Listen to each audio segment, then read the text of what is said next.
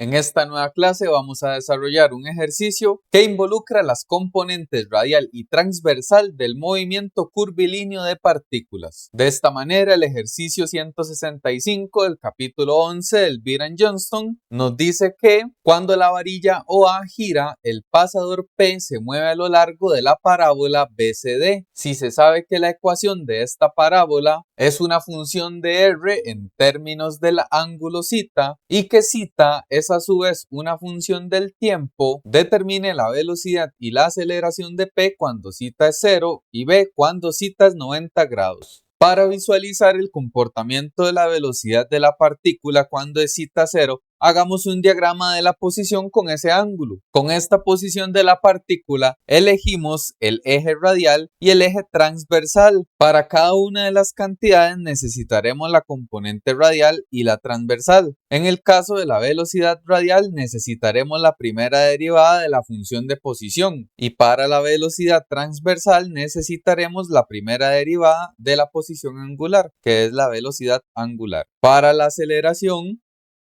vamos a requerir la segunda derivada de la posición radial menos la posición radial por la primera derivada al cuadrado. Para la aceleración transversal necesitábamos la segunda derivada de la posición angular y sumar 2 veces cada derivada.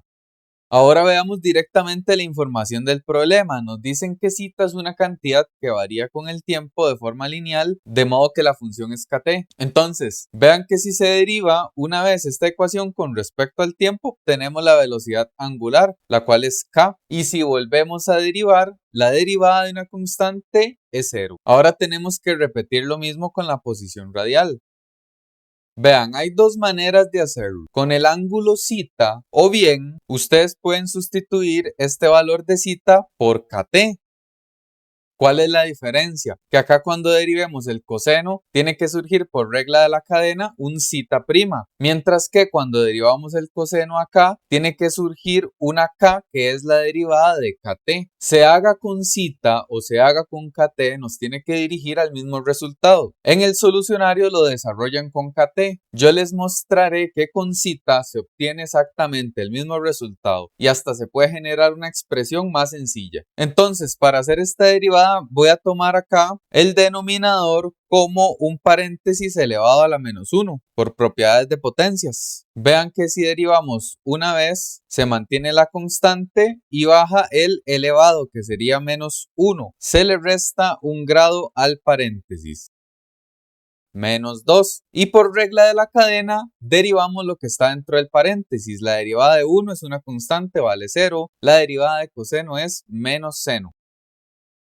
Y por regla de la cadena derivamos lo que está dentro del coseno que es θ, eso nos da θ'prima. Vamos a reescribir la derivada. Vean que acá tenemos menos multiplicado por menos, se convierte positivo, tenemos 2b. Vean que este θ'prima es equivalente a tener k y en el numerador nos queda un seno de θ.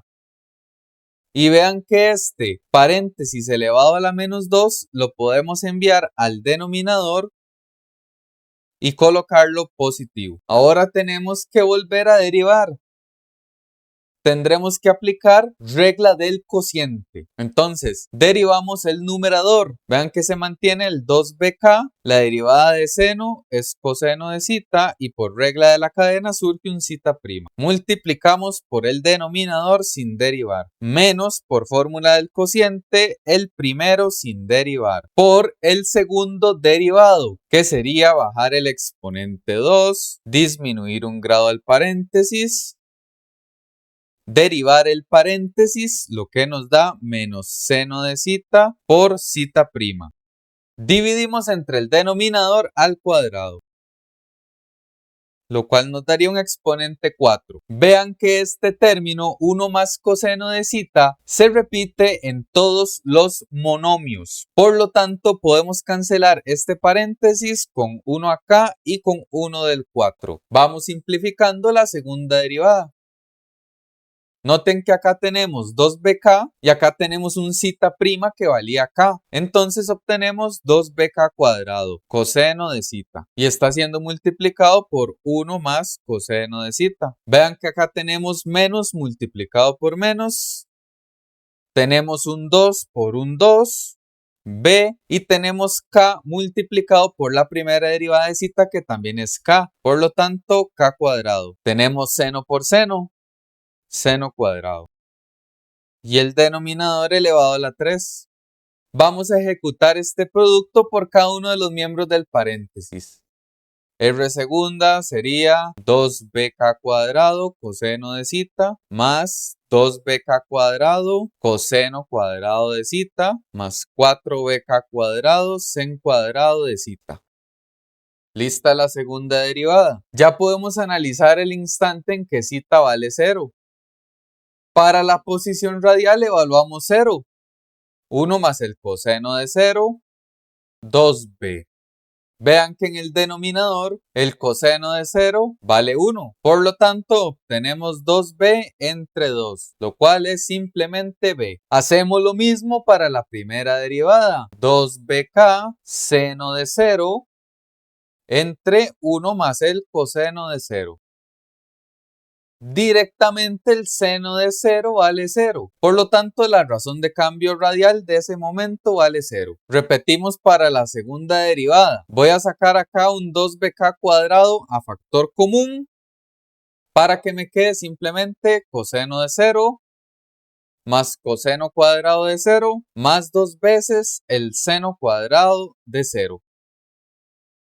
Tenemos que los dos cosenos valen 1, el seno vale 0 y acá coseno vale 1. Entonces vean que para esa segunda derivada evaluada obtenemos 2bk multiplicado por 1 más 1 de cada coseno, 2, dividido entre 1 más 1 elevado a la 3, es decir, 2 a la 3. Vean que cancelando términos, obtenemos que la segunda derivada es un medio de bk cuadrado. Ya con las derivadas podemos calcular la velocidad. Vean que la componente radial sería simplemente 0 y la transversal sería simplemente b por k. El vector de velocidad de la partícula tiene solamente una dirección transversal de velocidad. Veamos la aceleración. Para la componente radial sería un medio de b por k cuadrado menos b, que es la posición radial, k cuadrado. Eso nos da como resultado menos un medio de bk cuadrado en la coordenada radial. Veamos la transversal. La segunda derivada de zeta valía directamente 0 y la primera derivada radial también valía 0. Por lo tanto, no posee coordenada transversal. El vector de aceleración sería simplemente menos un medio bk cuadrado en la dirección radial. Vean que a nivel gráfico el vector de velocidad de la partícula solo tiene componente transversal, entonces desaparece la radial. La transversal es positiva, entonces este vector evidencia perfectamente la velocidad de p. Mientras que para la aceleración solo tenemos componente radial y es negativa, por lo tanto se invierte su dirección y es entrante hacia el eje radial de la partícula.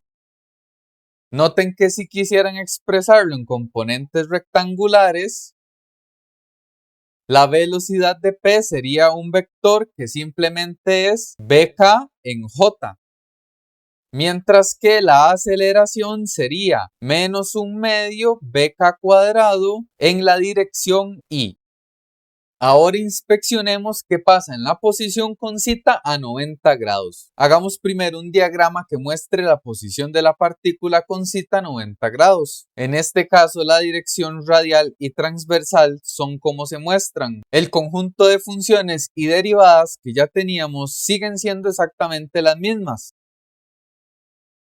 Solamente que en la posición radial evaluaremos zeta 90 grados. Entonces simplemente sustituimos 1 más el coseno de 90, 2b, el coseno de 90 vale 0, entonces simplemente la posición radial de ese momento es 2b. Lo mismo para esta función, 2bk seno de 90 dividido entre 1 más el coseno de 90 elevado a la 2. Lo mismo, seno de 90 vale 1, cos de 90 vale 0. Simplificamos y obtenemos simplemente 2bk. Vean acá en la segunda derivada, aquí sería el coseno de 90, lo cual es 0. Aquí el coseno cuadrado de 90, 0. Seno cuadrado sería 1 y acá coseno de cita 0. Por lo tanto nos quedaría 2bk cuadrado multiplicando la expresión del 2 por 1, que es correspondiente al seno de 90, dividido entre 1, y eso nos da 4bk cuadrado.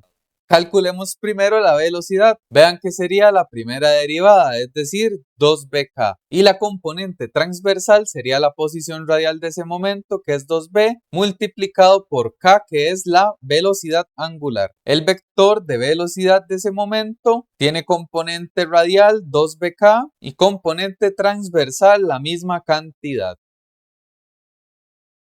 Para la aceleración consideramos la segunda derivada radial como 4bk cuadrado menos la posición radial de ese momento 2b por la velocidad angular al cuadrado, es decir, k cuadrado. Ello nos da 2bk cuadrado. Para la transversal la segunda derivada de la posición angular vale 0, entonces sería 2 veces la primera derivada de la posición radial, que es 2bk, multiplicado por la velocidad angular, que simplemente es k, es decir, 4bk cuadrado. El vector de aceleración cuando cita vale 90 sería una aceleración radial 2bk cuadrado y una aceleración transversal 4bk cuadrado. A nivel gráfico tenemos lo siguiente: para la velocidad ambas componentes son positivas, entonces la componente radial y la transversal tienen la posición estándar. El vector de velocidad iría dirigido en esta orientación y como ambas componentes tienen la misma cantidad, se puede asegurar que ese ángulo de inclinación es de 45 grados. Para la aceleración lo mismo, ambas componentes son positivas.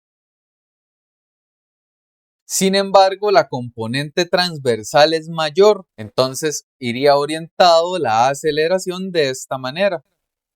Pueden calcular ese ángulo cita como la tangente inversa de la coordenada radial entre la transversal. En ese caso, la dirección aproximada es de 26,56 grados. Y si desean escribirlo en componentes rectangulares, la velocidad sería negativa en I, positiva en J. Por su parte, para la aceleración sucede lo mismo, sería negativa en I y positiva en J. Y con este análisis y desarrollo, el ejercicio está finalizado. Suscríbanse al canal, dejen sus dudas y comentarios y nos vemos en el siguiente ejemplo de movimiento curvilíneo de partículas. Gracias por su atención.